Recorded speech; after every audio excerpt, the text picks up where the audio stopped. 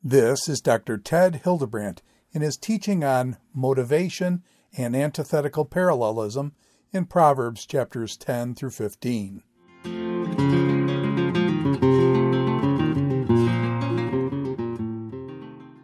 Welcome to our next presentation on special topics in the book of Proverbs.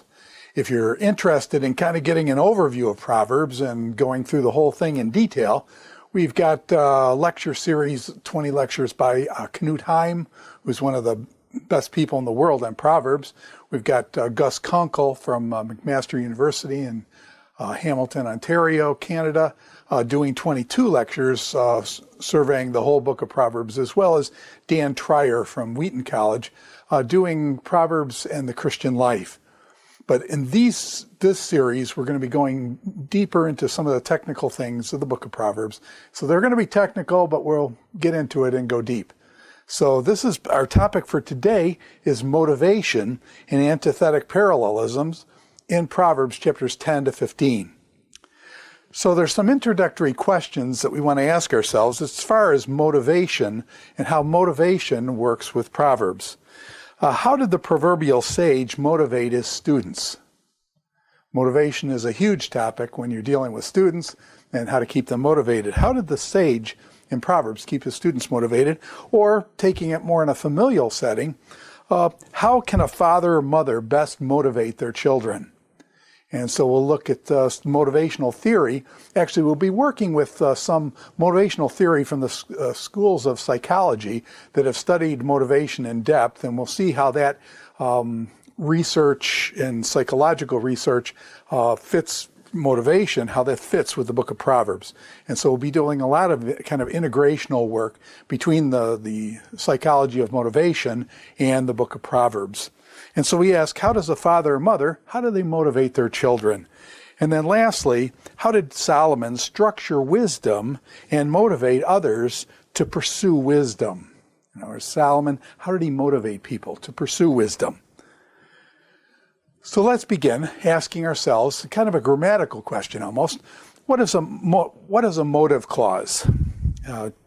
Proverbs chapter 16, verse 12, we've got an example of this. It is an abomination to kings to do evil. It is an abomination for kings to do evil. For, and then for triggers this motive clause. We're going to see this word, in Hebrew it's ki, and we're going to see this word ki being used to trigger a motive clause. So it is an abomination for a king to do evil, for the throne is established by righteousness. For, or because, the throne is established through righteousness. So that gives us the motive. Why should not a king be evil? It is an abomination for a king to do evil. For, why shouldn't he do evil? For, or because the throne is established through righteousness. So if a king wants to establish his throne, you go with righteousness. Now, the history of motive clauses goes back to about 1953. There was a fellow named Gemser, and Gemser in 1953 did an article on motive clauses in Israel, in which he maintained that motive clauses were unique in Israel, as compared to Mesopotamia, Egypt, other places in the ancient world, that motive clauses were especially featured in the Old Testament, the Tanakh. And while his absolute statements about them not being used absolutely, motive clauses, in other cultures, we find more recent scholarship from Socino and a fellow named Uti. 30% of the biblical laws are motivated. 30% of the laws have this for, and then tell you the reason why. 30% of the laws do that, which is 375, if you want to get particular, 375 of the 1,238 commands. The ancient Near Eastern law codes, however, are only 5 to 6% motivated.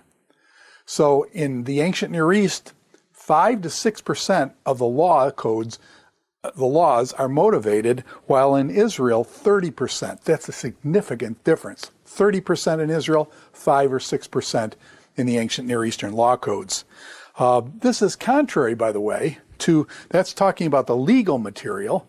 But when you get into the wisdom material, we find out that the wisdom material has a higher level of motivation.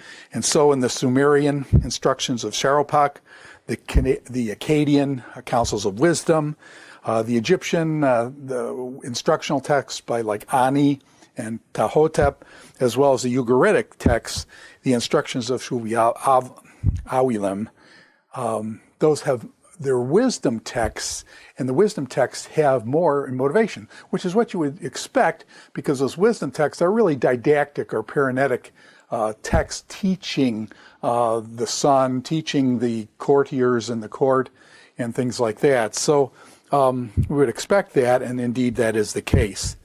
Now, let me just do some examples of this biblical admonition. They're called an admonition, which can either be a prohibition, don't do this, an admonition that says don't do this, or it can be a mandate. In other words, you need to do this, okay? So don't do this would be a prohibition.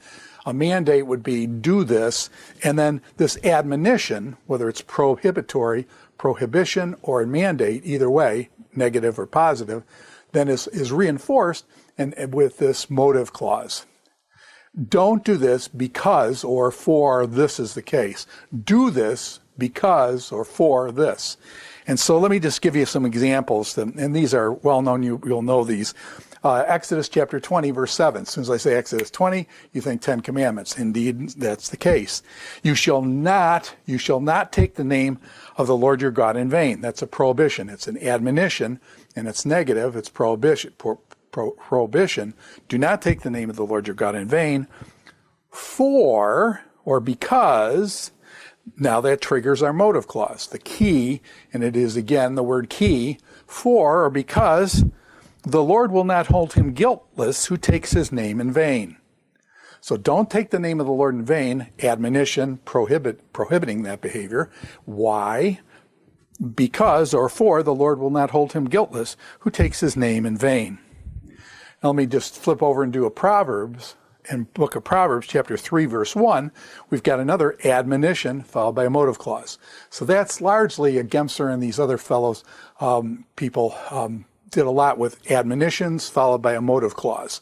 And so the motive clause is usually headed by key, because, or for, and then boom, you're into a motive clause. So for example, in Proverbs chapter 3, verse 1, an admonition. My son, do not forget my teaching. Prohibition. Don't forget it, okay? So admonition, my son, do not forget my teaching, but keep my commands in your heart. Now that's a mandate. Notice, don't forget, keep them in your heart. Why? For or because length of days and years of life and peace they will add to you. So then you've got an admonition, both positive and negative, prohibitory, and a mandate. Don't forget my teachings. Keep them in your heart. Why? Because or for length of days and years of life and peace they will add to you. So that, again, key triggers this, for or because. And in the Proverbs or Psalms chapter 2, verse 12, we get an admonition, kiss the Son. In Psalm chapter 2, verse 12, kiss the Son, and then that's the command, that's the mandate, kiss the Son. Why? Lest he be angry and you perish in the way.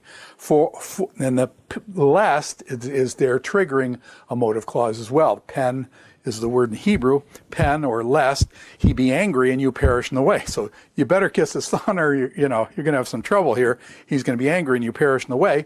For, this is our key word again, for or because his wrath is quickly kindled. And so it actually gives you kind of a double motivational clause. One starting with pen, lest he be angry and he's kiss the Son, he's the king, and things in chapter 2 of Psalms, or his anger, for his anger, because key, the second motivation there, his wrath is quickly kindled. So those are some things. Gemser in his study basically isolated 4 categories of motives. And one of them is explanatory character. So in other words, you do an admonition, you follow it by a motive, and the motive explains something. So for example, Proverbs chapter 19, verse 25 says, strike a scoffer, And then it explains, well, why should you strike a scoffer? Okay? And the simple will learn prudence. So the reason, the motive, would be, and the simple learn prudence. Reprove a man of understanding. In other words, you do that to a person of understanding. And what's the motive for that? He will gain knowledge. You might remember this one, Proverbs 22:6. Train up a child in the way he shall go. It's telling you a mandate. It's basically saying, train up a child in the way he shall go. Why? Because when he's old, he will not depart from it. So it gives you a kind of a motive, a command followed by a motive, or an admonition, a mandate followed by a motive. So that's explanatory. The guy's explaining, why do you train up a child in the way he shall go? Because when he's old, he won't depart from it. And so it's explaining things. That's explanatory character, and Gemster notes that. The second one is the ethical content. And so it says, for example, in Deuteronomy 19:21, your eye shall not pity. Your eye shall not pity. In a certain legal context, your eye shall not pity. It shall be life for life, eye for eye, tooth for tooth, hand for hand, and foot for foot. And so it's saying you need to be fair. You shouldn't show pity. There's a time for pity, but there's a time not for pity. In a judicial case, not a time for pity. And it needs to be fair. It needs to be fair. Because if you pardon the wicked and you punish the innocent, you're going to have big problems in your culture and stuff, for example. And it says, no, it needs to be fair. Eye for eye, tooth for tooth. And things need to be fair. In other words, a king can't overreact. You knock out the king's teeth or tooth, and you happen to hit him and he knocks out his tooth, and then he takes off your head. No, you can't do that. So it needs to be fair and even. And so that's ethical. An ethical reason is given for support, for the motive is ethical. Now, there's also cultic and theological. And so here is a theological reason given in Proverbs 20:22. Do not say, I will repay evil. Do not say, I will repay evil. Wait for the Lord. Why? Wait for the Lord, and he will deliver you. The motive is waiting for the Lord, and so here's a theological motive. In other words, you don't take revenge on evil yourself, you wait for the Lord. And so it gives a theological motive there. And so we've seen an explanatory character where it explains why. We've seen ethical content where it explains on the basis of an ethical code there. And also then this theological or cultic thing where it says the Lord will deliver you. So don't do it. There's also historical reasons. And in Leviticus chapter 19:34, it says this, you shall treat the stranger who sojourns with you as native among you. You shall love him as yourself. Sounds familiar, doesn't it? You shall love him as yourself. Okay, where does Christ's great command, love the Lord your God, and then love your neighbor as yourself? The love your neighbor as yourself comes from Leviticus 19. Be careful about throwing out the book of Leviticus. There's a whole bunch of, that's where the second great command is found, Leviticus 19, and we are in verse 34. And you shall love him as yourself. Why? For... And then we've got this for triggers, then this is a motive clause. It's giving you a motive. Why should you love your neighbor as yourself? For you were strangers in Egypt, in the land of Egypt. I am the Lord your God. Because you were strangers in Egypt, so therefore you are to love your neighbor as yourself. Okay? Based on what happened to you in Egypt, and therefore this is a historical motive. He goes back into history and says, because you were slaves, you should, love your neighbor as yourself. You should treat foreigners with respect because you were foreigners back in Egypt. And so it uses a historical reason. It's very interesting. And we talked about Proverbs is different in one of our earlier sessions. And here's a case where Proverbs never uses a historical reason. Never once in all the book of Proverbs, with all its motives, never once uses a historical reason that you were slaves in Egypt, therefore do this. And that kind of motive is found all through the rest of the Old Testament, but it's not found in Proverbs at all, zero. Now, there's a fellow named Postel who I believe is a dissertation. He's more oriented in terms of motives to Proverbs in particular. And he also notes that the abomination clause is often found in a motivation, this abomination to the Lord, or the Lord detests. While used in Proverbs, it's not in explicit motive clauses. So usually in the law, it says you should not do this because the Lord detests this, or is an abomination to the Lord. A lot of times in Proverbs, it doesn't put it in a separate, this abomination or the Lord detests this, in a separate motive clause. So this raises some issues then. In Proverbs, we don't have sometimes this separate, don't do this because motive clause. That sometimes the motive clause just gets bound into the proverb with no surface grammar because for key, the key is missing. And so the key is missing. It sounds like something else. But anyways, but here, so it just shows you that sometimes the surface grammar with these motive clauses, key or pen or lama'an, these things because triggering the motive clause, that a lot of times in Proverbs it doesn't have an explicit motive clause. So it just tells us that we need to go in Proverbs, it's not going to be so explicit in grammatically being marked off, but rather we're going to need to go to a more deep structure to find out what motivation and how the motivation is implemented in a proverbial saying in Proverbs 10 to 15. So in Deuteronomy chapter 7 verse 25, it says, "The carved images of their gods you shall burn with fire.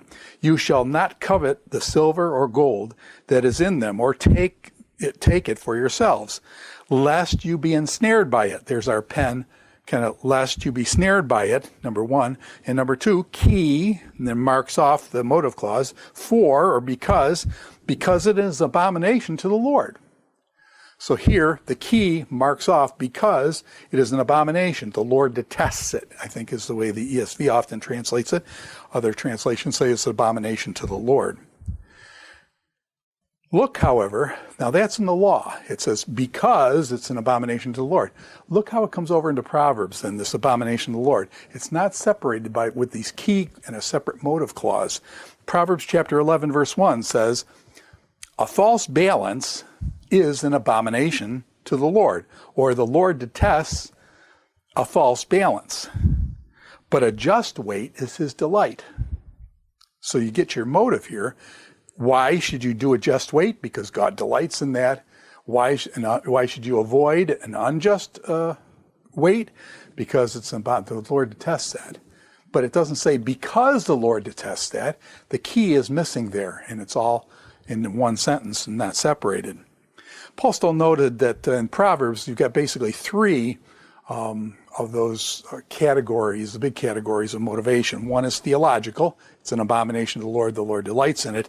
Another a batch of these are explanatory, where they explain why you should do something. And then thirdly, and very significantly in Proverbs, is this consequential. What are the consequences of your decision? You should do this because this happens when you do this, or this doesn't happen when you do this. And so it's done that. And Paul still then notes there's kind of a positive and negative valence. So this is kind of a binary setup here. One is kind of a promissory or expectation that if you do this, this is something good that you expect to happen. On the other hand, when this is something you don't want, that's dissuasive, or avoidance kind of thing. And we've got to remember in Proverbs that he calls it promissory. Promissory is a positive, dissuasive is a negative. I don't like the word promissory there because people start thinking the Proverbs are making promises. And we want to separate that and say very clearly, Proverbs are not promises. Proverbs are not promises. And so you can't say, well, here's a proverb, so therefore I'm guaranteed of this result. We'll have to go over in another lecture. We'll talk about the kind of the micro genre levels in Proverbs. And Proverbs is not a promise. And so you got to be very careful to avoid that fallacy. A proverb is a proverb. And it's meant generally to be true. But it's not a guarantee, and so it's generally the way things work. So, for example, Proverbs chapter 10, verse 2, it says, "Treasured gain by wickedness do not profit, but righteousness delivers from death." You say, well, righteousness delivers from death, so God will deliver me from death always. Well, tell that to John the Baptist, okay? Does God always deliver people from death? The righteous people? Not always. And so you got to be careful. It's a generalized statement, and it's not meant to be taken necessarily. I mean, John the Baptist, you got a problem there. He gets his head chopped off, and he's a righteous person, and one of the greatest prophets of all time. So, admonitions, mandate or prohibition, are mostly this admonition plus a motive clause. This combination is found mostly in the instructions in Proverbs 1 to 9. So there are admonitions in Proverbs, this admonition followed by a motive clause with this key, because, and then it goes on like that. They're found 39 times in Proverbs chapters 1 to 9. Those are the instructions. In Proverbs 1 to 9 is the instructional section. In chapters 10 to 22, there are only 13. So you've got actually more chapters, 10 to 22, and instead of having 39, you've got what? 1/3 of those have those motive clauses, and so the motive clauses are really not used much in the sentence sayings after Proverbs 10 breaks into the sentence sayings away from the more elongated instructions. So often the motive clause, admonition with a motive clause is found. So for example, let me just use one. In Proverbs chapter 1, verses 15 and 16, it says this. This is a prohibition. My son, do not walk in the way with them. Some bad fellows are trying to lead the son astray. He says, don't go in the way with them. That's a prohibition. It's an admonition. That's a prohibition. Don't do that. Why? Hold back your foot from their paths. Okay, so don't walk with them. Hold back your foot with them. Why? Key. Now there's our key word, our word, because, for their feet run to evil, and they make haste to shed blood. So don't hang out with those people. Don't go in the way with them. Why? Because, man, their feet run after these bad things and they shed blood. You don't want to be part of that violence and stuff. That's Proverbs chapter 1, verse 15 and 16. So you've got an admonition prohibiting or, advising against it. Why? Because they shed blood. So another example of that same type of thing would be found in Proverbs chapter 3, verses 1 and 2. Proverbs 3, 1 and 2, again in the instructions, chapters 1 to 9, in the instructions, very clear. My son, do not forget my teaching, okay? Don't forget it, but keep it in your heart, okay? So don't forget it, prohibition, don't forget it. Mandate, keep it in your heart. Why? For length of days and years of life and peace they will add to you, as we mentioned earlier. So there's your motive clause. So you've got a negative, an admonition, which includes a prohibition, don't forget, and a mandate, do this, and then a motive clause. So motive, admonition with two aspects to it, followed by a motive clause. For length of days and years of life and peace they will add to you.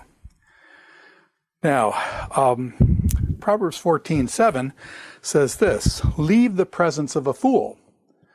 Proverbs 14:7, leave the presence of a fool, for there you will not meet words of knowledge. Now, what's very interesting is the word that's translated for there is really the Hebrew word va, which means and so usually translated and or but. And here it seems to be more of a motive thing. For, and it's translated for, there you will not meet words, but it's actually, it's not our key word there triggering that. So 13 of the 17 motive clauses are in admonitions in chapters 10 to 22. 13 out of the 17 are in admonitions in these motive clauses. And chapter 13, verse 14 says, the teaching of the wise is a fountain of life. This is not an admonition. The teaching of the wise is a fountain of life. It's not admonishing you one way or the other. It's not prohibiting something. It's not mandating something. It's just telling you the teaching of the wise is a fountain of life. 2, turn away from the snares of death. So the purpose of it is then, and there's a motive clause, but there's no admonition. So there's no admonition, but there still is a motive clause. 2, or because, or for to turn away from the snares of death. And so that's a case where there's no admonition, and there's 4 of those, of the 4 of the 17 in Proverbs chapters 10 to 22 are not in admonition motive type structures. So just going back and kind of just a technical thing with the details here, the motive clauses in chapters 10 to 22, about 5.3% are motive clauses, 5.3%. That's very small.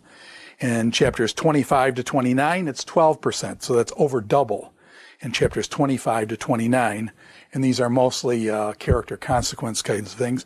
But then in chapters 22 to 24, which are more instructional based, there's 75%, 77 or 78%, 77.5% are motivated.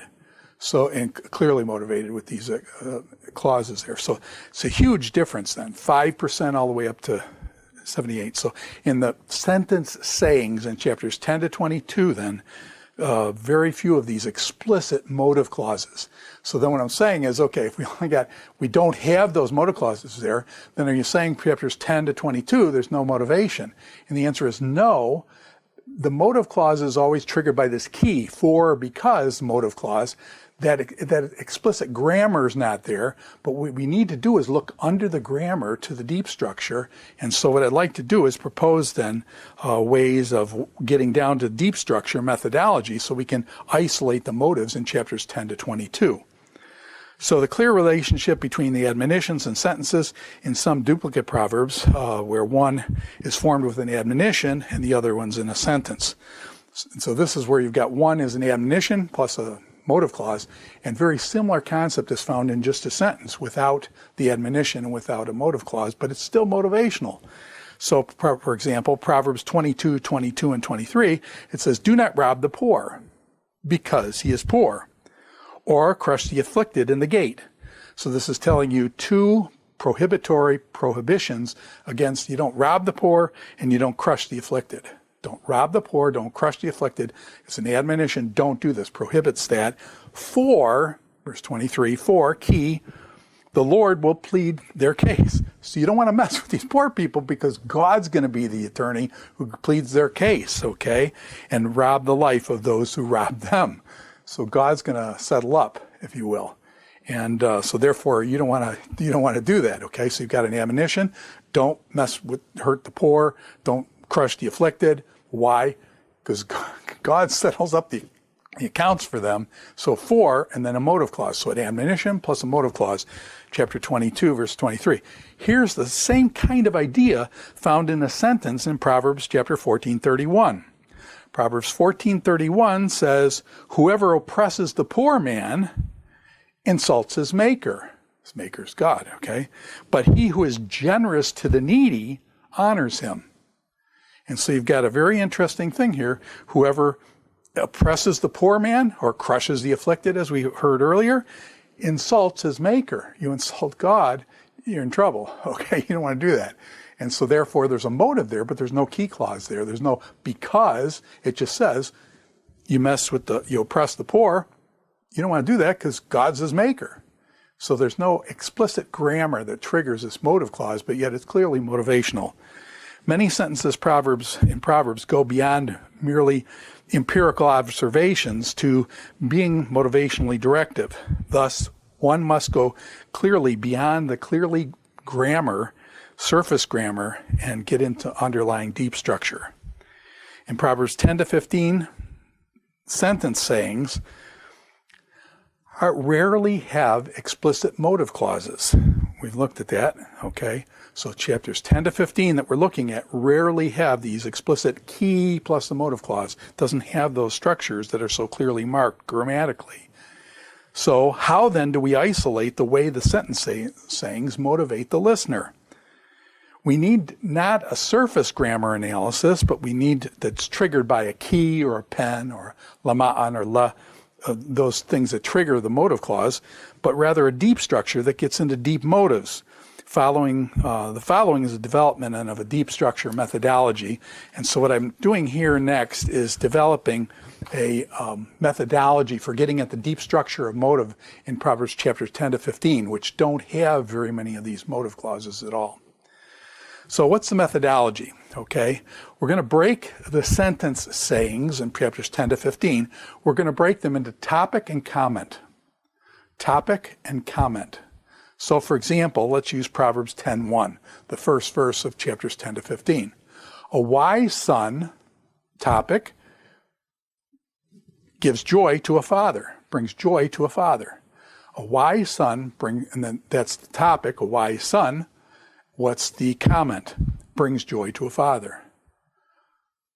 Next line, a foolish son, and a foolish son is the topic of the line B, 10:1b, and then what? Is a grief to his mother. Comment. So the topic is a wise son and a foolish son, and the comments then are a wise son brings joy to a father, foolish son is a grief to his mother. So that's the comment made. And then we're going to add kind of positive and negatives here in this kind of, positive and negative. And that'll fit with our motivational theories of kind of what they call negative would be avoidance. When you're motivated to avoid something, you put your hand on a hot stove.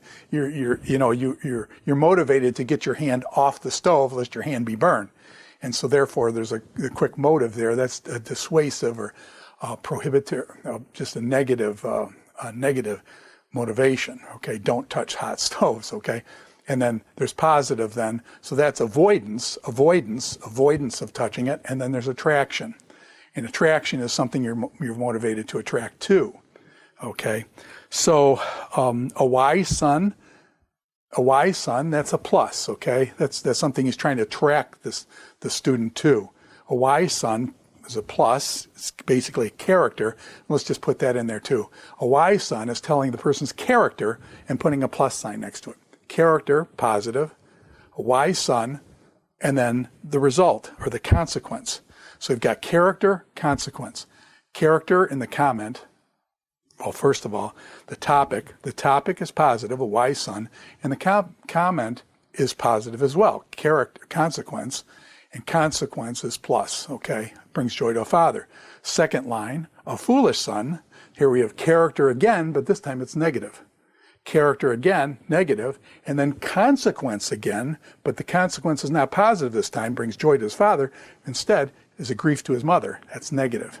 So the first one is character plus wise son brings joy to a father, consequence plus. Foolish son, character negative, is a grief to his mother, consequence negative. So it's character plus, consequence plus. Character minus, consequence minus. Okay? And so that's how we're getting at the deep structure here. So the consequence is telling you the motivation. Do it to make your father happy. Don't be a foolish son because it's going to hurt your mother. So that's how the motivation, we're getting at this in a more deep structure kind of way. Let me give another example just to set up the methodology. In chapter 11, verse 15, topic is, he who puts up security for another, so that's an act, which is negative. Don't put up security. Don't lend money to people, just randomly. He who puts up security for another, comment, will surely suffer. Negative consequence. So don't put up security for someone. Negative act, negative consequence. Negative act, don't put up security because you'll suffer loss. Negative consequence. Whoever refuses to strike hands and pledge, in other words, if somebody doesn't, go out and make frivolous, lending to people and things like that, whoever refuses to strike hands, that's a positive act. He refuses, he will not do that, is safe.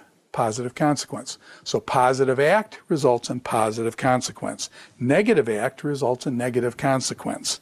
And so there we go. We're kind of getting down into the deep structure now. And so then there are 8 of these deep structures. And I just kind of want to run through, and I'll give an example of each one as we go through.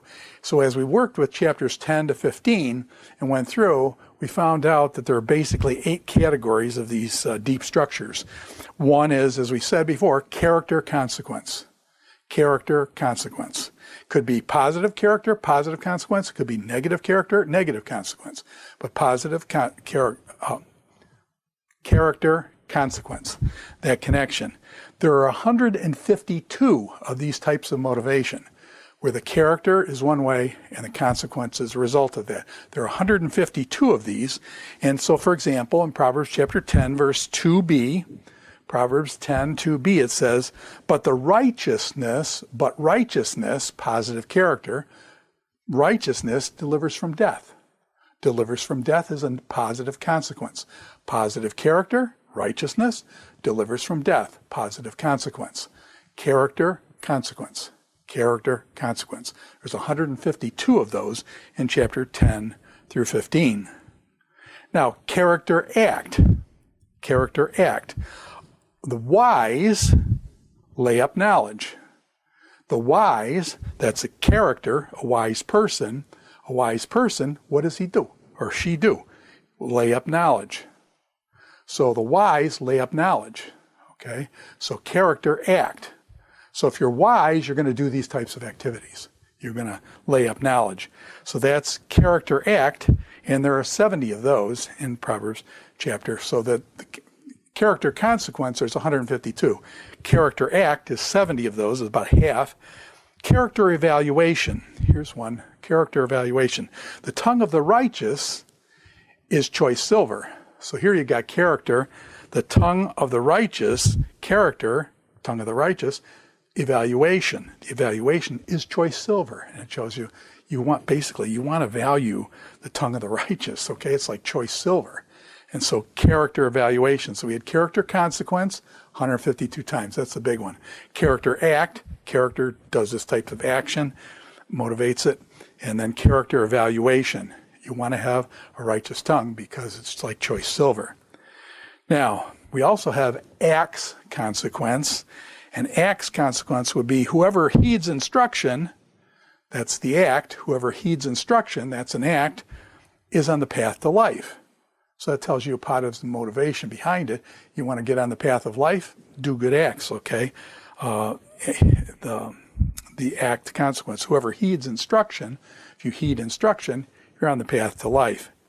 So that's acts consequence. There's about 63 of those in this section. By the way, character evaluation, there was only 16 of those. Item consequence. Item consequence would be, from the fruit of his mouth, a man eats what is good, or a person eats what is good. So from the fruit of the mouth, a person eats what is good. Okay? So here you have item and then consequence. The fruit of a person's mouth, then a person eats what is good. And that's in Proverbs chapter 10, verse 15, or I'm sorry, Proverbs 13, verse 2. Item evaluation. So you've got item consequence, fruit of the mouth, man, person eats what's good. Item evaluation. A rich man's wealth is a strong city. That's positive. A rich man's wealth is positive, is a strong city. So that's a positive item, positive evaluation. Then there's act evaluation. Act evaluation would be whoever loves discipline loves knowledge. Whoever loves discipline, act, then evaluation, loves knowledge. And then finally, there's appearance and reality. There's only 13 of those, act, evaluation. And then appearance and reality, there's only 4 of these. One, Proverbs 13:7, one pretends to be rich, yet he has nothing. Another pretends to be poor, yet has great wealth. And so basically appearances can be deceiving. Appearance and reality may be 2 different things. And so those are kind of some deep classes of things that are there. Now what I want to do is just note something here. Koch and von Rad and some of these Old Testament scholars, they basically said that the core of proverbial sentence literature is act consequence. Act consequence is a deep structure that underlies many of the Proverbs, act consequence. And while that's true, there are only 62 of those, act consequence. There were 152 of character consequence. So what I'm suggesting to you is that act consequence is not the core, as Koch and von Rad, some of these big players, are all saying act consequence is the root of much of the book of Proverbs. And I'm saying, no, double that, over double that is the character consequence. So character consequence seems to be more the focus than act consequence. Now they're both up there, and so I don't want to diminish act consequence and say it's trivial. No, it's not. It's in 62, but the other one, character consequence, is 152. So I think we need to place the emphasis. The emphasis in Proverbs, what I'm saying, is not on particular acts necessarily. It is on those things, but it's more on character consequences. So the significance, then, importance of linking character or acts to consequence for wise young people. what makes a young person wise? They can see the connection between their acts and their character and the consequences that follow. Now, what's the problem in our culture? Our culture has a way that's saying acts or character don't really matter because it all turns out the same anyway. Everybody gets a trophy. It doesn't matter whether you succeed or whether you do things that are positive in a positive way for your character. Everybody gets a trophy. And by doing that, demotivates then positive acts and positive character, okay? So our culture is facing basically a moral decline, largely because we've undermined the root core of wisdom. The character and consequences follow each other. And act and consequences follow each other. And in our culture, you act and you can do some really bad stuff. And I just watched a guy with a hatchet going into McDonald's in New York City. And within 3 hours, the dude was banging things and terrorizing people in there with this hatchet. I mean, going after things, busting things. And within 3 hours, the guy's back out on the street.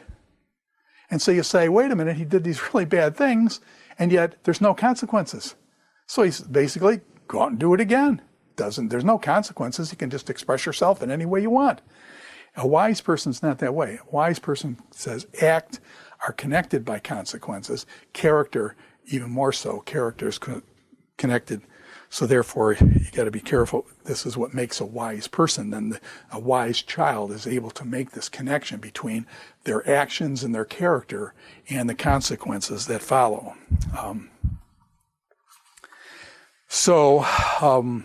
Wise kids know those types of things. Now, I'm going to use an example, just tell a story, and we'll come back to this example later on. When I was young, I grew up in the Niagara River. Okay, I lived in a place called Grand Island. Lake Erie, one of the great lakes, comes down and splits around this island before it goes over Niagara Falls. So Niagara Falls, everybody comes and sees Niagara Falls, but the water comes out of Lake Erie, goes around Grand Island where I lived, and then over the falls.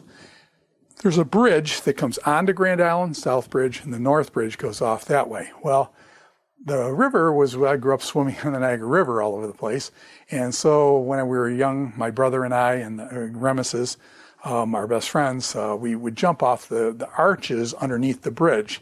I'm pretty sure this was illegal, but we had a blast doing it. And so what motivated us to do that, okay? So we would go out and you jump off one of the arches underneath the bridge, you jump into the water, and it was really fun. You could pick whatever height you want. If you wanted to jump, 20, 30 feet, you're good. If you wanted to do 80 feet, you could do that too.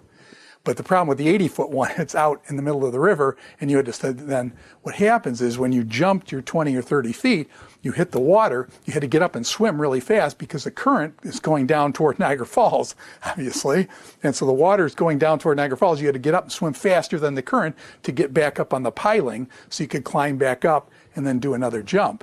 But you had to be able to hit the water, get up, swim as fast as you can, get to the front of the piling and climb up again. So we had one kid who just wasn't too good. He didn't know how to swim real well. So he jumps in the water and then he comes up and it's like, whoa, he's looking around. By the time he's looking around, the current's taking him downstream and his guy's got to swim all the way to shore. And it's like he can't take any more jumps then. Everybody just waves to him, hey man, how come you didn't swim fast to get up on the piling again? Okay, so he missed his chance and stuff. So we did that when we were little kids. Why were we motivated to do that? Well, young people, you have fun. And so we were motivated because this is fun to jump 20, 30 feet in the air and hit the water and then have the challenge of having to swim real fast and get on the front of the piling again. It was fun. So we did it for those reasons, but we were motivated to do that. We'll come back to that, but we're just saying there's certain consequences. And so when that kid hit and he came up thinking, oh, what do I do next? He didn't realize you got to swim, come up and you got to start swimming immediately. Otherwise you're downstream. And so he had to swim all the way to shore. So there were consequences for him and nobody could help him. I mean, he had to swim to shore. And so there were consequences. You either did it right and got back up or you did it wrong and you had to swim all the way to shore. So there's consequences, okay? Act and consequence. Now, motivation and antithetical parallelism. What's interesting, and Postal's thing notices this too, there's a promissory or expectational, I like expectational better, dissuasive valences in Proverbs. And this is coordinated with motivational theory of basically approach or attraction and avoidance. So attraction and avoidance. Two motives. Your motive to attract to it and motive to avoid it. Attraction, motivation, and avoidance motivation. Positive, attraction, negative, avoid. Okay, so it's kind of binary there. Why should the sages in producing wisdom literature show such a preference to antithetic parallelism? 90% of the Proverbs in chapters 10 to 15 are antithetic parallelism. Now, what is antithetic parallelism? There's in the old days we used to teach there's three types of parallelism. Four. You had basically synonymous parallelism, where you had two lines. They're called bicolon, bi meaning two, or two lines bicolon, two lines of poetry. And those two lines then were related to another as synonymous parallelism. The A matches A, B matches B, C matches C. Or they're antithetical, which means instead of going the same direction and being synonymous parallelism, this one flips it and says, this is true, but, and then the other one takes it back in an antithetical, so there's an antithesis between the two. And then the other one was synthetic, that was when it didn't work. And then there's been some newer ways to look at it, Kugel, and I'm very well aware of those as well. And there's a whole field of Hebrew poetry, which I love, but this isn't the place to talk about it, except maybe just to introduce it here in antithetic parallelism. So you have antithetic parallelism. Let's just take, for example, a wise son, so that'll be our A, and that's a positive. A wise son, positive, gives joy, B, that's the verb there, gives joy, B, plus that's a plus, to a father, C, to a father. So a wise son, A, gives joy, B, to a father, C. They're all positive. Now, what's the next line say? The next line says, a foolish son. Now, that's just the exact opposite of a wise son, a foolish son. So a foolish son, that's negative A, gives grief, that's negative B, gives grief, as opposed to gives joy. He's going to give joy to his father, gives grief to his mother, that's a negative, and to his mother. Now, mother and father there, I don't think are meant to be held in antithesis. Those are complementary, the mother and father. You could say parents, okay? But anyways, one's the father, one's the mother, so it kind of does this thing of complementary being inclusive, father and mother being the parents. So that would be an antithesis, okay? A wise son brings joy to a father, a foolish son is a grief to his mother. A, B, C, positive, A negative, B negative, C negative, or C, A, B, C. C is not negative, those are complementary, father and mother, the parents. So basically how the children's character impacts the parents. Does it? Yes, it does. If anybody's had kids, anyways, you realize what goes on with the kids does impact the parents for both joy and for grief. Now, Psalm 1:6 was a wisdom psalm. I don't want to get into all the discussion about what is a wisdom psalm, but it's Psalm 1:6, Psalm 1. Blessed is the person who walks in the way of the counsel, and goes on, chapter 1. And then the last verse says this, for the Lord knows, positive, the Lord knows the way of the righteous, but the way of the wicked will perish. The Lord knows the way of the righteous. So this is the Lord knows, A, the way of the righteous, B, but the way of the wicked, B, will perish, A. So now you've got an A positive B, negative A. So it's A, B, B, A. As we learned in another session we did, that's called a chiasm, because it looks like a Greek key, or chi as some people say. It looks like an X. So A, B, then A, B, A. And if you connect the A's and the B's, it makes a key or an X thing. So anyways, but what the point is that this is a wisdom psalm, and here's another antithetical parallelism. Two lines that are parallel that go in the opposite directions. So antithetic parallelism provides a perfect psycholinguistic structure for doubling the motivational potency of sentences by combining in an additive sense approach, good, approach or attraction, and avoidance, or going the other way. Now, what's interesting then is if you tie this into what Mark Sneed did, he notes then that outside the book of Proverbs, there are proverbs in the Old Testament that just come up random proverbs here and there, and it says this is a proverb, and then it quotes it. But those proverbs are one-liners. They are not in parallelism, antithetical parallelism. Wise son brings joy to a father, a foolish son is a grief to his mother. They're one-liners. They're one-liners. They're not two-liners. And so, for example, and Dell notes this in her recent study on biblical wisdom literature, a brilliant book, on page 85, basically David's sparing Saul. He went into the cave and David spares him, doesn't kill him and stuff. And it comes out of the cave in 1 Samuel 24:13. And then it says this, as the proverb of the ancients say, quote, and now here's a proverb. Is it going to be antithetic? We look in the book of Proverbs, most of them are antithetic. They're two lines that go opposite directions. Not so here, it's a one-liner.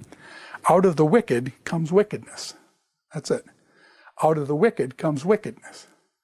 Short, salty, and it's known by the ancients. It's traditional. And so here you've got out of the wicked comes wickedness, one-liner. Or if you go over to Judges chapter 8, verse 21, Gideon, you see this with the judge Gideon, as a man, so is his strength. As a man, it's the proverb. As a man, so is his strength. Boom, that's it. There's no two lines, it's one line. And that, so scribes may have added a second line to these proverbs then, to put them in the book of Proverbs then, which is mostly these, it's poetic. It's poetic. It's not just a one-line proverb, it's poetic, and so therefore a second line is you get this antithetical parallelism going on. And as we said, about 70% of the Proverbs then are this attraction avoidance type of antithetical structure. And so this helps us understand why are there so many antitheticals, parallelisms in Proverbs 10 to 15. It's possibly because of this motivation. Motivation's attractions, wise son brings joy to a father, and avoidance. Foolish son is grief to his mother. And so you actually double the potency. Doubles the attraction is to be like that wise son, so you bring joy to your father or your parents. And then negatively, don't be a foolish son because you're going to hurt your parents. So motivational studies then study also the initiation of activity, the intensity, the direction, the persistence of behavior. It goes beyond just the motivation of pleasure and pain, okay? And to drive and habits, so you're motivated and you develop a habit, and that becomes a motivation. Value and experience, expectation. You got an incentive. In other words, you do a certain activity, you have an incentive. What's the incentive for doing that? Okay, so if somebody tells me, okay, you're going to jump off Grand Island Bridge, and I'll give you $1 for jumping off at the 80-foot mark, okay, when the big one's out there, and I'll give you $1 for jumping off that. And you say $1, and I jump off that, and I'm out in the middle of Niagara River, Niagara Falls. I can see it from there. I can see the falls from there. I hit the water, and I can't swim back up to the front of the piling. I got to swim from the middle of the river all the way to the shore, which is about half a mile. And then I'm going to be taken down. Current's going to take me down. Is it worth $1? That's not worth $1. I'm not going to jump off that thing for $1. But if somebody came to me and say, hey, Hildebrandt, I dare you to jump off that. I'll give you $1 million. I'd look at that and I'd say, the incentive is big enough. I jump off there. I think I can swim to shore. I'll take that $1 million and I'd jump off that. Now you'd have to make sure you hit right, and you have to come up fast, and you have to head to shore as fast as you could. So you don't want to miss that and go down toward the falls. But it would be worth $1 million. I'd try that. Not anymore. I couldn't barely swim now, probably. But anyways, when you're a kid. So the incentive, the size of the incentives, the types of incentives you give your kids. One of my kids was a young guy, and he was, and I was doing all his computer stuff. And so I was learning Photoshop at the time. This was in probably the early 90s, 1990s. So I had a big book. I always get these 1,000-page books on Photoshop, and then I read the book, and then I can do Photoshop. And so my son was real interested in some of this stuff. So I said, I'll pay you $10 to read the book. Well, he was kind of a greedy little kid, and I knew that the $10, he comes back, Stinky's read the whole book. And so now he's a wizard in Photoshop too, and actually helped me develop a thing called Get Lost in Jerusalem, a CD-ROM that I put together where you could kind of walk the streets of Jerusalem. This is before Google. Now today with Street View, everybody is into that. But this is before that. I did it in the late 90s. And Zach helped me because he knew Photoshop because he's read the books and stuff. But different kids are different. And so I had another son, I gave him the $10 to read the book, and it didn't faze him at all. There was something else needed to trigger him. So different incentives trigger different kids, and you got to be aware of the character and of the kid to know what kind of incentive will trigger that. And my dad knew. Zondervan came out with 22 volumes of Charles Spurgeon sermons. They're each about 200-300 pages. And my father bought this Charles Spurgeon set. And he told me when I was a little kid, and I forget what I wanted, my granddaughters now are saving up money to buy a dog. And so they've got to work for the dog, that they'll pay for the dog. But anyways, my father told me $2 for every book of Charles Spurgeon's sermons I read. The truth is that I sat down and I was going through like a book a day or a book every other day, and I read the 22 volumes of Charles Spurgeon's sermon in about a month and a half, read all of them and stuff. My poor father was broke, and he gave me, $44 to reading those things. And by the way, I think that him doing that and reading those Charles Spurgeon sermons when I was probably 14 or 15 years of age, I think that put the Word of God in my head in a kind of unique way. That's probably the background for what I'm doing now. So anyways, you never know how all these things are going to work out. But incentives, you got to work with incentives and that kind of thing. Now, Proverbs, while it has incentives and stuff, it does not deny Maslow's hierarchy of needs. And so sometimes Proverbs talks about not all these high heavenly things, but just talks about plain hunger on the bottom level and stuff. People get hungry. The Lord does not let the righteous go hungry. The Lord does not let the righteous go hungry. You get out of hunger, you be righteous. The Lord does not let the righteous go hungry, but he thwarts the craving of the wicked. Again, you can see the Lord does not let the righteous go hungry, but he thwarts the craving of the wicked. So it's antithetical parallelism between the two lines. So hunger, harm, Proverbs chapter 10, verse 29. The way of the Lord is a stronghold to the blameless, but destruction to evildoers. Let me do that again. 10:29, Proverbs 10:29. The way of the Lord is a stronghold for the blameless, but destruction to evildoers. Okay, and so you get this thing of the harm there. You don't want to be an evildoer because then, whoa, Lord's you're going to be destruction there. Death is another one that's really pretty important. Chapter 10, verse 21. Proverbs 10:21, the lips of the righteous feed many. The lips of the righteous feed many. Positive. The lips of the righteous feed many. But fools die for lack of sense. So death is a motivator. You don't want to die. That's a pretty big motivator, okay? And so Proverbs picks up on that. It doesn't ignore kind of the lower levels of motivational things there. So there's a whole cluster then of these motivational sources in Proverbs. We've got personal drives, hunger, harm, death, as we looked at. Social concerns, in other words, friendships, and how character consequence affects friendships in Proverbs 14:20. The poor is disliked even by his neighbor. So poverty is kind of a negative, okay? Proverbs doesn't glorify poverty, okay? Poverty is disliked, the poor is disliked even by his neighbor, but the rich has many friends. And you say, I don't like that that's true, because I've been just a poor man, though my story is seldom told, and, but the rich man has many friends. And you say, that isn't right. But then you answer with another song, that's just the way it is. That's just the way it is. And if anybody's been around, you know that poor person is disliked even by his neighbor, but a rich person has many friends. Honor and shame, another big categories in social concerns. Social status, blessings and cursings from other people, blessings and cursing. Altruistic concerns for others. Proverbs puts that forth. Altruistic concern for others. The lips of the righteous feed many. Proverbs 10:21. Proverbs 10:21. The lips of the righteous feed many. And so the benefit of being righteous and having righteous lips, the consequences are altruistic for concern for others. There's theological motivations too, as we said. Whoever walks in uprightness fears the Lord. The fear of the Lord is a motivation. Positive is a theological motivation. Whoever walks in uprightness fears the Lord, but he who is devious in his ways despises him. So, okay, so there's different types of things there. Now, the ultimate motivation in Proverbs is life and death. And you can see, again, life in a positive sense, death in a negative sense. So you get this doubling of motivation then with this antithetic structure.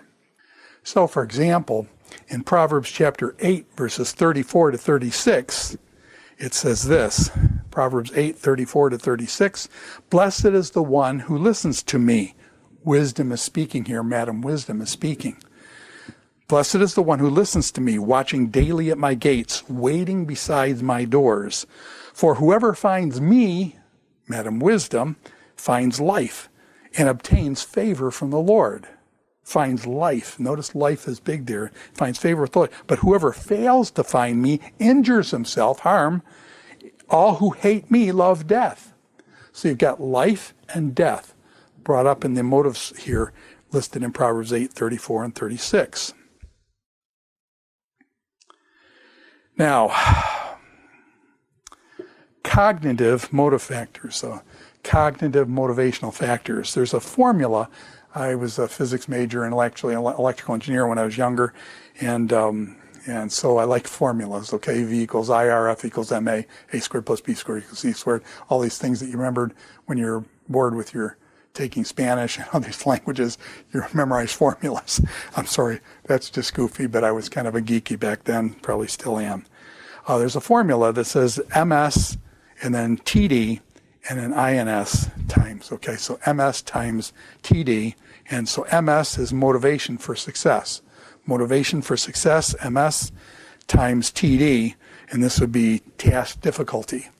Motivation for success, task difficulty, and then incentive, INS, okay, incentive. And you multiply those out, and that basically describes, and you can kind of weigh the motivational potential and power and things like that. So, for example, if your motivation for success is, or motivation of failure is higher than your motivational for success, in other words, you think that the chances are, so if I jump off that bridge at 80 feet and I got to swim all the way to shore, my success is not guaranteed. That's a long swim. The current's taking you down. I don't know whether you could have done it.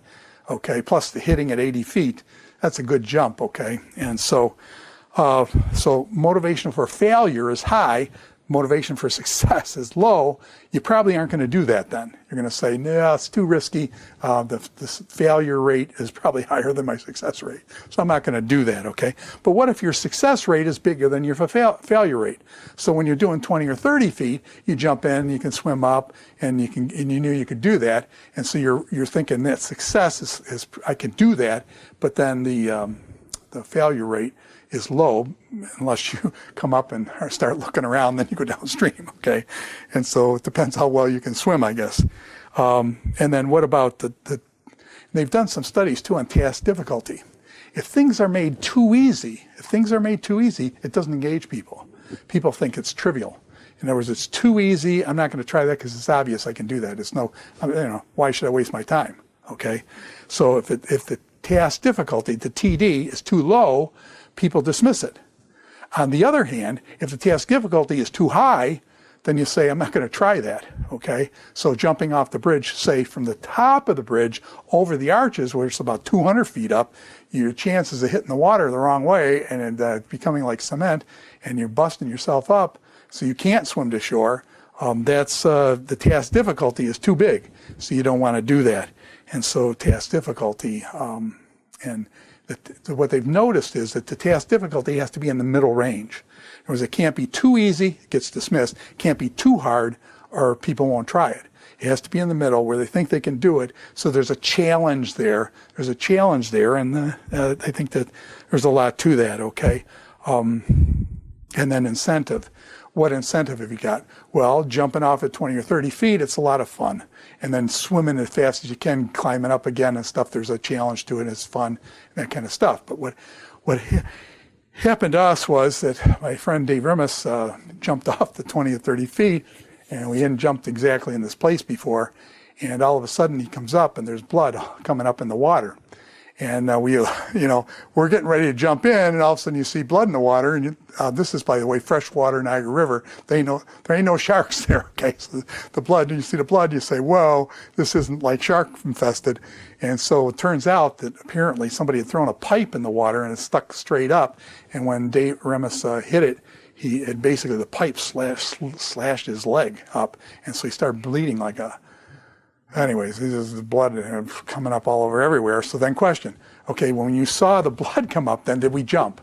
And the answer is no. The blood told us there's a signal, there was a consequence there. We didn't want that consequence. I don't want to jump in there, and I'm going to hit that thing too. And so Dave swam to the thing, climbs up, and his leg was just slit it like a razor blade knife and stuff. And so we realized we got to get out of there. To be honest with you, that was the last time we jumped off there. Because we didn't know there was stuff down there we didn't know about, and you could get hurt pretty badly. And so those types of things with motivation and you want to raise wise kids and things. So wisdom, it's interesting. Wisdom presents herself, and you say, did she present herself as a challenge or is she free? Well, it's really interesting how wisdom plays with this. In chapter 9 of Proverbs, Madam Wisdom is speaking in chapter 9, verses 4 to 6. She says, whoever is simple, let him turn in here. This is a free offer. She's basically saying, anybody come to me. If you're simple, if you're a fool that's a simpleton, and you're foolish that way, the naive one can come here. And so basically, to him who lacks sense, she says, come and eat my bread and drink my wine I have mixed. So she's inviting basically open invitation.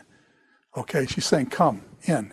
Okay, it's a free invitation. So that's too easy then. It's too easy. Just come in and, hey, you get wise, just sitting with dinner with Madam Wisdom. And then she says this, she says, leave your simple ways and live and walk in the way of insight. So in other words, yes, you can come in here. The food's free. It's a wonderful environment. I invite you into my wonderful house with the 7 pillars and stuff. But you got to leave your simple ways. You got to change, basically. You got to live and you got to walk in the way of insight.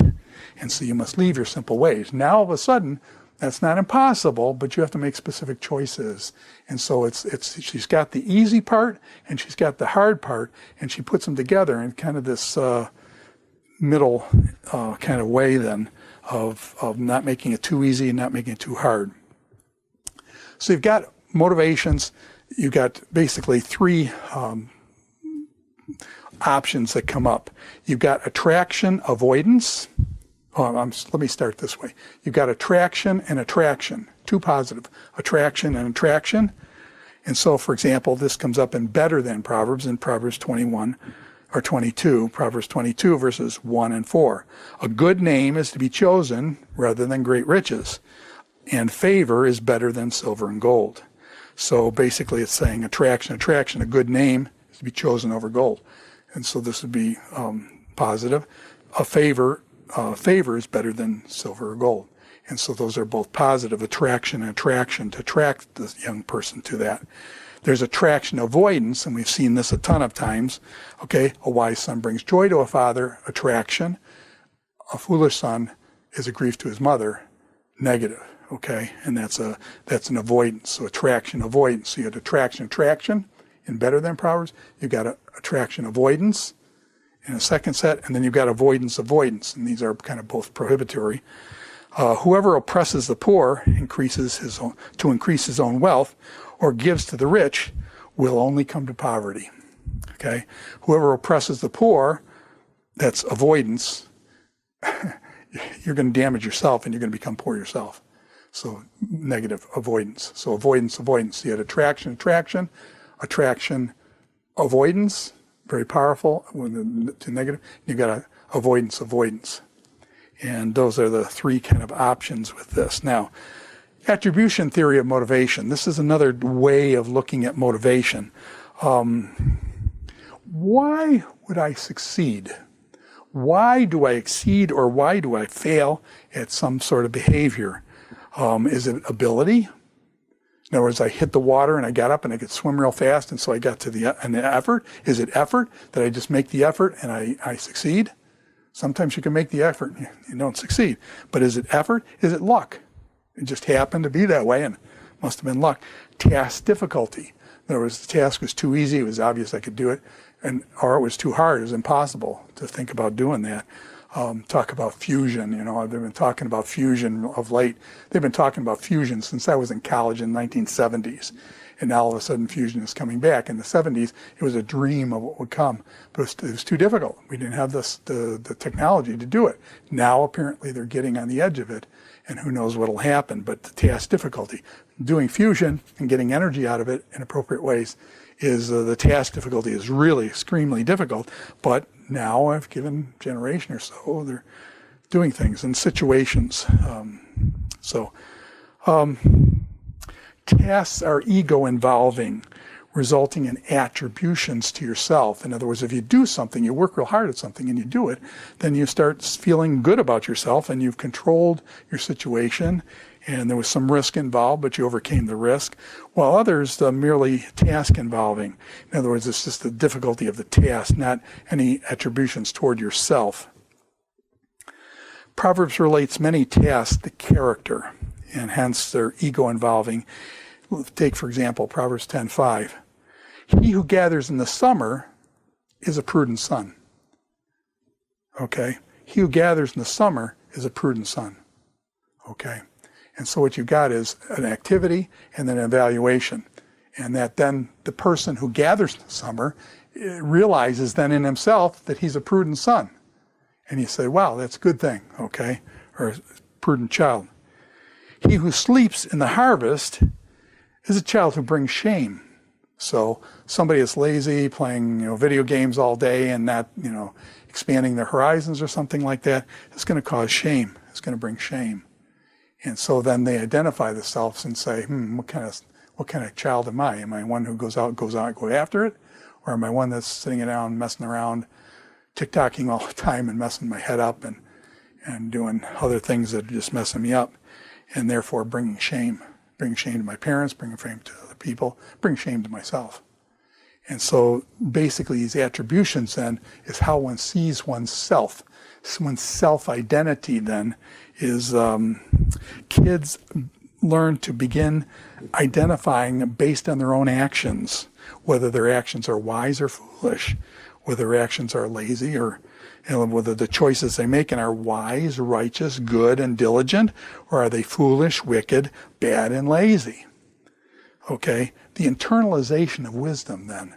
So then what happens is the sage is trying to get at this young person to look at their behaviors and their character and saying, what type of character, what type of actions am I doing? What kind of results am I seeing? And does that imply that I'm foolish, wicked, bad person, lazy, or does it imply that and then they begin associating those things to themselves as a person and making their identity. And their identity is based on their actions. Today, we want to base our identity if something's in your head. You don't have to do anything. You just say, I identify as a rock, and I am a rock, and I am an island. Oh, I'm sorry, going back to the song, but it just, you can identify as almost anything today. And I just think that shows the folly of our age, where Proverbs is saying, no, what's your character? What are your actions showing? What are your actions showing about your character? So these choices result in character attribution and the consequences that follow. Proverbs 10:18. The one who conceals hatred has lying lips. The one who conceals hatred has lying lips. And whoever utters slander is a fool. Whoever utters slander is a fool. Half of our culture is built on slander, it seems now. What's that say about us as a culture? What does it say about us? Anyway, so just some things to think about there. By teaching these proverbial sentences, the sage builds into the child, or in the person, young person, an attributional set into the student. Okay? So by going over these proverbs, then the student learns to attribute things to themselves. Okay? Whether they're wise or foolish, whether they're diligent or lazy, whether they're wicked or whether they're righteous. And so the student engages in this particular behavior and then identifies with that. Now, so this then builds into the student this internal locus of control. This internal locus of control that the student or the young person must choose. And the choices make a difference in the consequences, positive or negative. Okay? So this then, the student learns, I do actions and my character impact the results of these things, positively or negative things, these results in my life. My choices matter. My choices matter. Okay? And that is a big thing. So that the sage is basically getting his young person away from the idea of learned helplessness. He's getting him away from learned helplessness. Whatever I do, it doesn't matter. I'd be good, it doesn't matter. It's the same thing if no. It does matter. Your choices, your acts make a difference. And it makes a difference. Your character makes a difference, the choices you make and stuff. So it avoids learned helplessness and also the response of blaming others, okay? Of saying, well, I made a choice, but it wasn't really my fault. It was this other person's. No, Proverbs says, young person, you make a choice. You got to kind of buck up and say, I made that choice. The consequence is mine. There's a guy named Jocko Willink who my son listens to quite a bit. And this guy was a Navy SEAL. Actually, he was the head of Navy SEALs. And one time he got in a really tough situation. I'm sure I'm going to blow the story, and it's better to listen to Jocko tell the story. But anyways, he describes that he was in they were in a firefight in Iraq. This is in the old days. And there was a mishap where they actually ended up doing friendly fire on their own people. And somebody got hurt, killed, or whatever. And so they were doing a post debrief afterwards, and Jocko had to get up and say, what happened? What went wrong? Why did we shoot our own people? And so then Jocko got up and basically said, okay, who made the mistake here? And he was the leader, and these other people that were evaluating the situation were over him saying, we want to see how you handle the situation. So a guy in the back said, well, it was my fault. The radio went down and there was no communications. So I'm the one to blame for this. And Jocko looks at him and says, it wasn't you. Goes to another guy. I did this, I did that. Says, no, it wasn't you. Jocko said, I was the leader. It was none of you guys. It was me. The buck stops here. And therefore, he said, I'm the one. Basically, all these guys are trying to evaluate him. He says, I'm the one.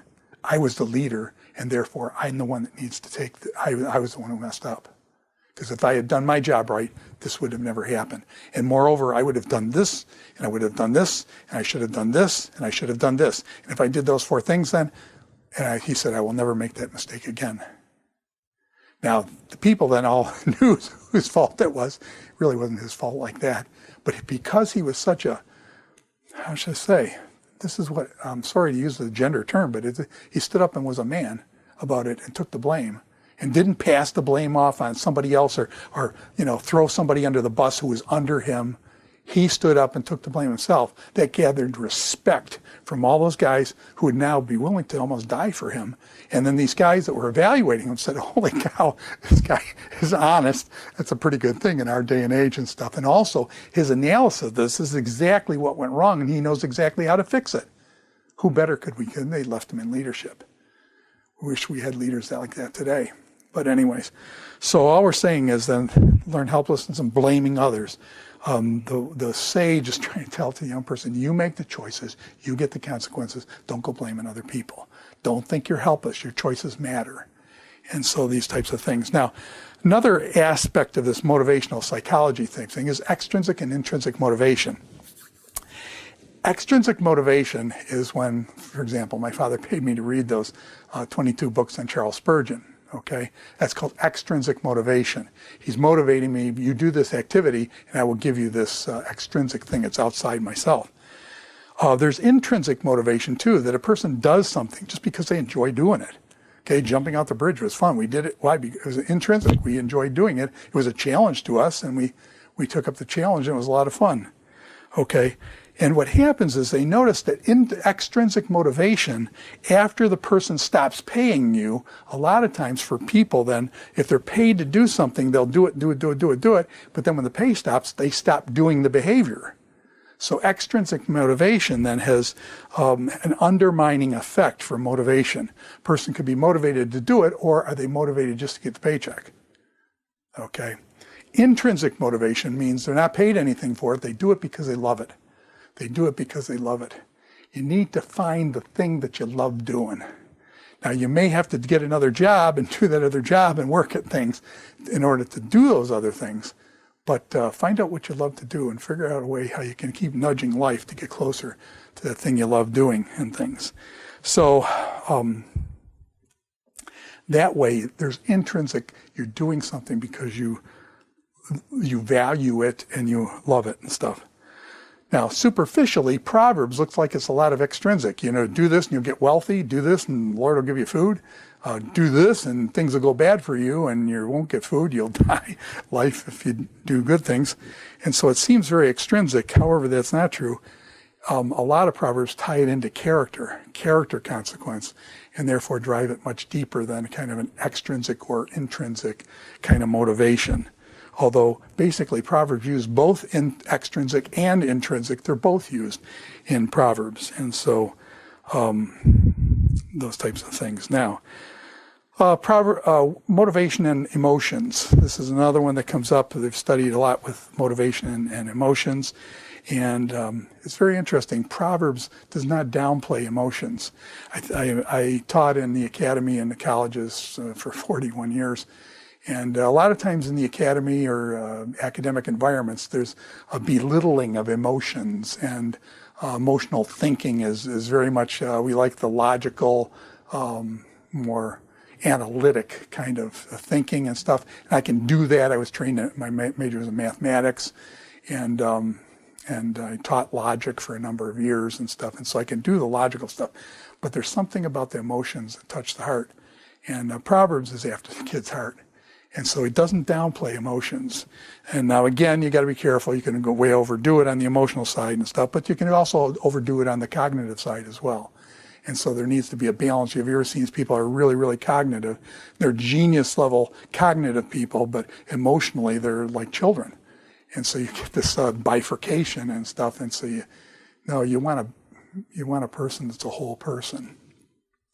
So in Proverbs chapter 11, verse 10, it says, false balance is an abomination or detest. The Lord detests. The Lord detests a false balance. Okay, that's showing, does God have emotions? Does he express those emotions? Yes. A false balance where somebody's trying to rip somebody off by saying this thing weighs 8 ounces and it only weighs 6 ounces and trying to, rip a person off like that. But a just weight is God's delight. But a just weight, a fair weight, is his delight. And so when you deal in a business context, you don't short people, okay? You do what's fair. And if you're more than that, you can do what's generous. And that's God's delights in that.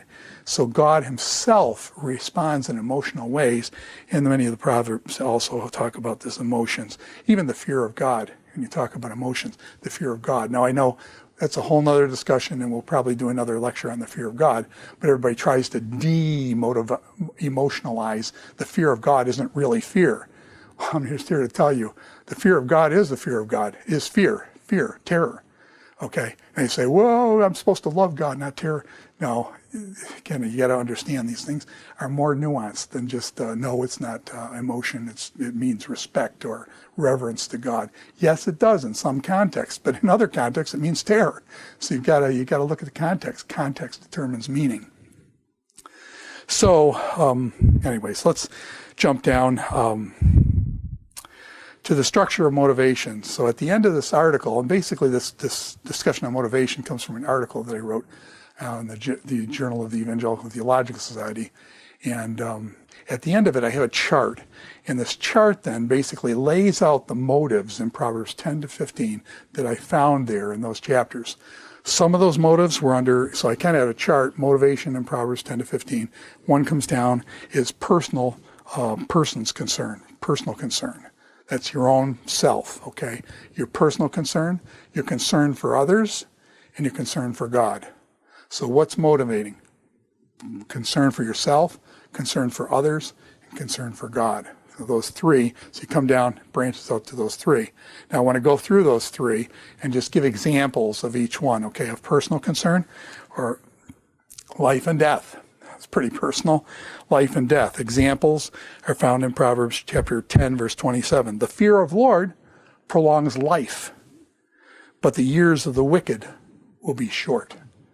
Death, okay? Again, the fear of the Lord prolongs life, positive.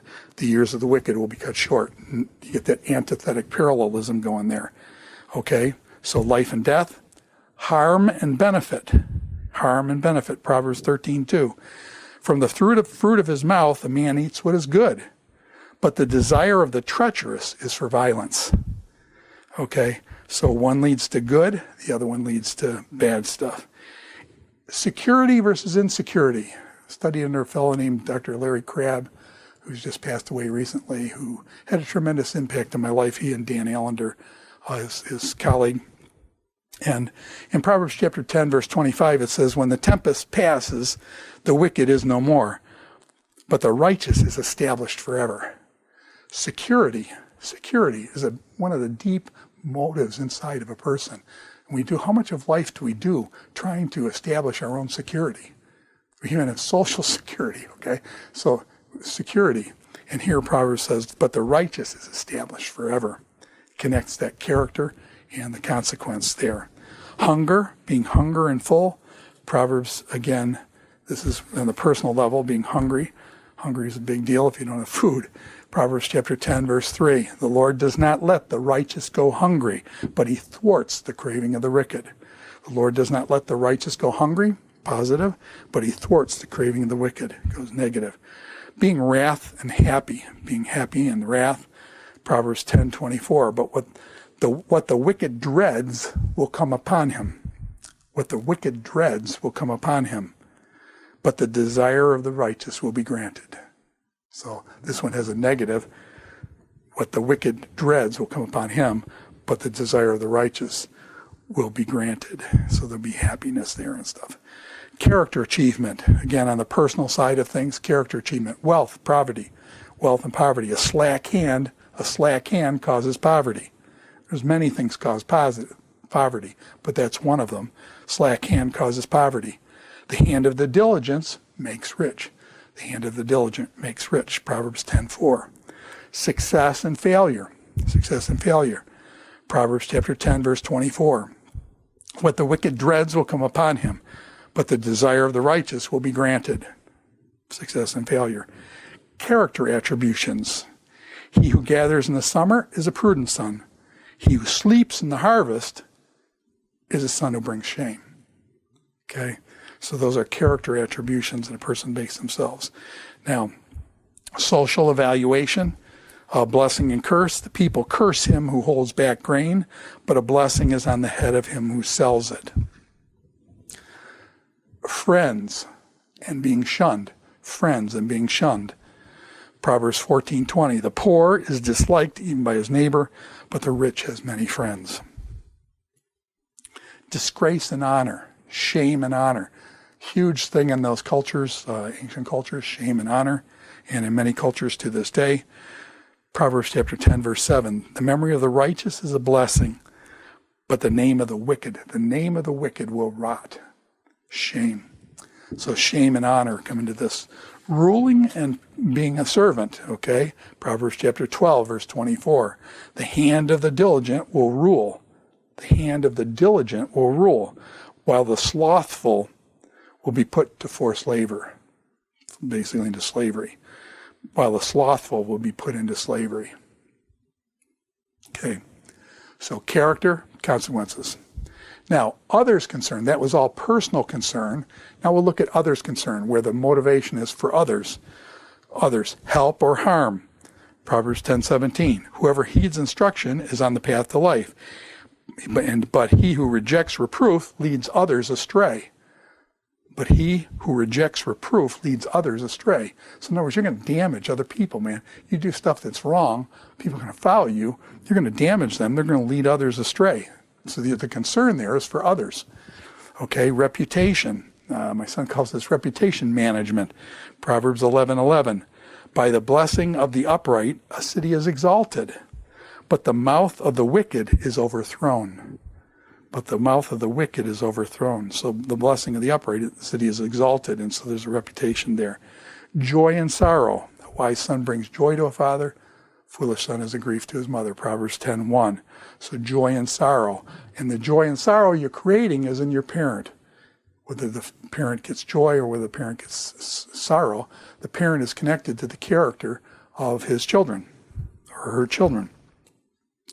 Now, we've looked at some, and there's a bunch listed here, of person, positive motivations, negative motivations for a person, life and death. We've looked at motivation for others, and now we want to look at theological motivations or concern for God. Proverbs has a number of these. Proverbs, what God delights in and what he detests. Proverbs 11:1, a false balance is an abomination or the Lord detests, but a just weight is his delight. Do you want to delight God?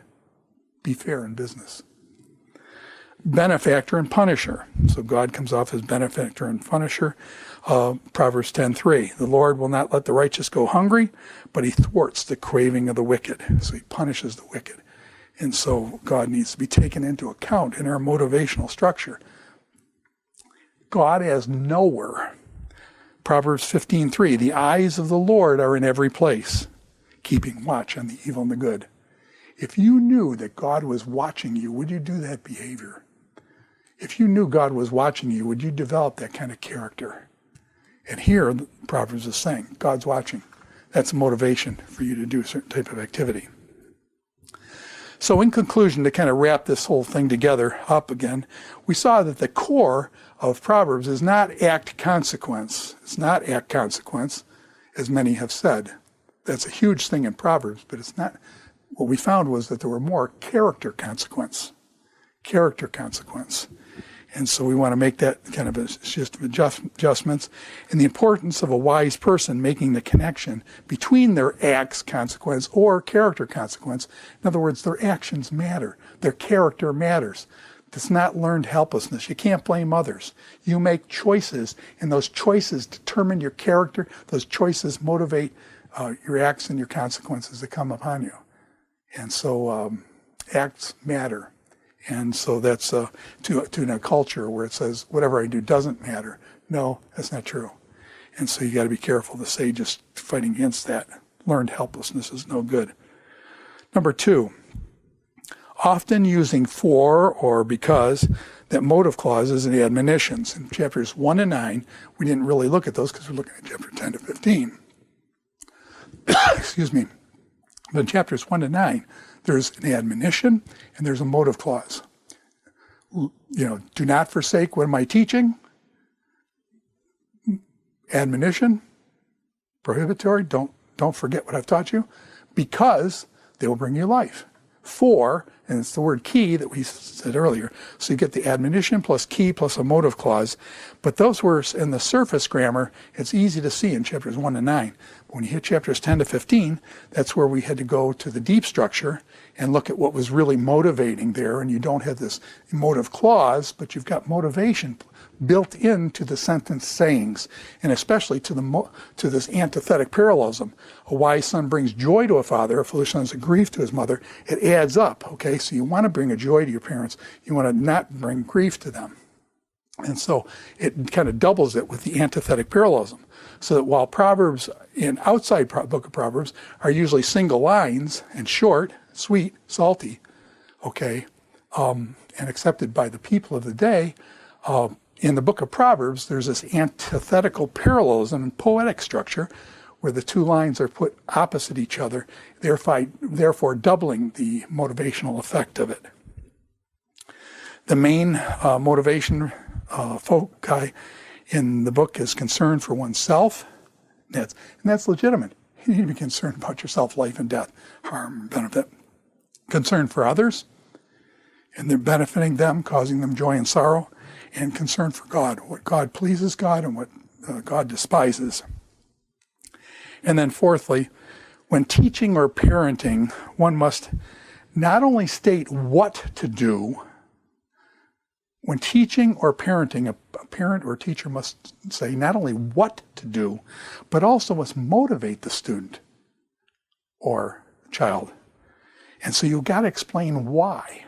You've got to explain why. Because, do this because this results. And so you get to make the connection as a parent to get your child, to get your student to see this action results in this consequence. This character results in this consequence. Therefore, you need to connect that. And so you help the young person make that connection between act and the consequences and their character and consequences. And then making that structure, you do that by telling them why.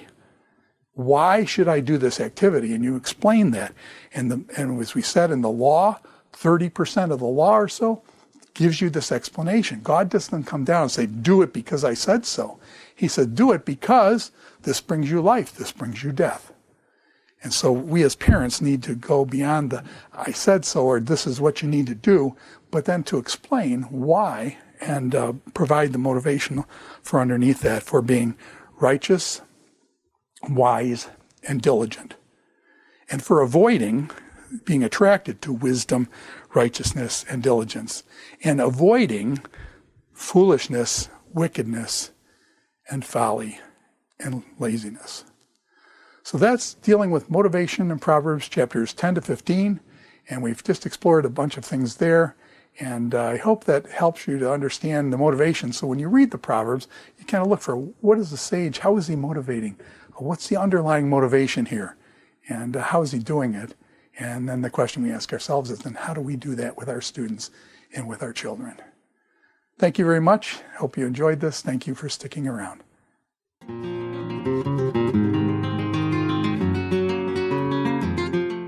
This is Dr. Ted Hildebrandt in his teaching on motivation and antithetical parallelism in Proverbs chapters 10 through 15.